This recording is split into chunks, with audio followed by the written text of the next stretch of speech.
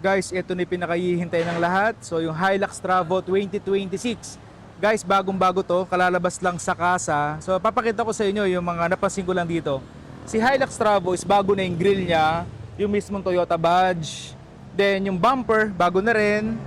Yung fog light na location, bago na rin. Akala ko nandito siya, pero nandito pala. Then kung makikita nyo, para siyang triangle na. Fender flares is bago na rin. Suspension guys, bagong-bago na suspension ni Hilux Travo. So meron tayong available dito na Oldman Emo Nitrocharger, BP51, MT64 at yung favorite natin na Pro Fender Queen suspension. Then sa stepboard naman niya, mas maganda na kumpara dati.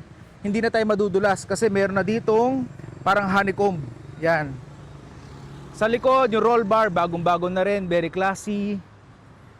Then fender sa likod, bago na rin. Then meron tong tapakan na sa likod, parang Ford na Ranger. Sa bumper naman is all new na rin. At ito, nakinig na si Toyota sa atin, guys. Di ba naglalagay tayo ng sticker dito? Ngayon hindi na. Naglagay na siya dito ng naka-emboss na Toyota emblem. Tapos yung problema natin dito sa side rail, hindi na magagasgas kasi meron na ritong cover. Sa bed liner niya is same pa din. By the way guys, ito ay Hilux Conquest na 4x4.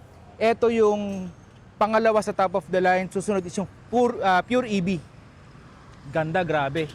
Actually guys, umorder ako na to color white. Hinihintay ko na lang yung dating kung kailan. Then si client magpapalit ng mugs and tires using fuel links na size 20 inch. Namimili siya. And then itong fuel fortress na rim 18. Actually guys, hindi pa siya magpapasuspension kasi nga bago pa. So, tatry lang muna niya yung mugs and tires and then susunod is magsususpension na siya. Ang nirecommend nating tires is BF Goodrich KO3 tires. Then dito is yung Toyo tires o yung Cooper tires natin. Kaya guys, ito, sobrang excited ako sa kalalabasan na to. Yan, ang ganda, grabe. Sobrang ganda. Very futuristic na yung design. Actually, may mga nababasa ako na hindi na siya mukhang Hilux. Mukha na daw siyang BYD. Kasi yung interior naman, pakita natin. Grabe, ang ganda. Para na siyang LC300 or yung bagong FJ Cruiser. Bago na steering wheel, digital na yung gauge natin.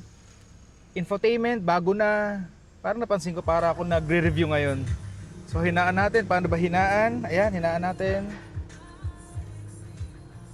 Guys, ang ganda ng loob. Actually, hindi pa siya black.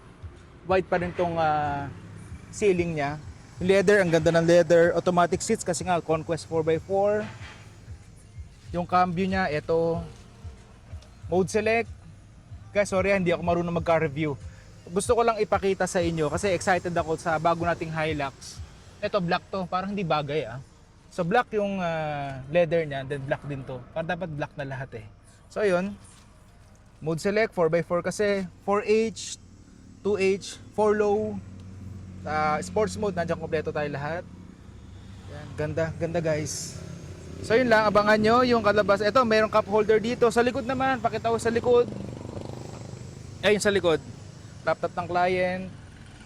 Grabe, ang ganda. Sobrang ganda talaga.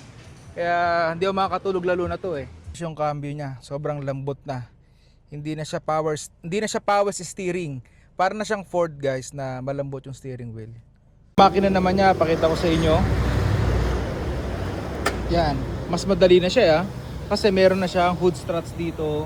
Sa makina naman, same pa rin sa lumang Hilux. Gamit niyang makina is 2.8 liter na 1GD FTB na 4-cylinder.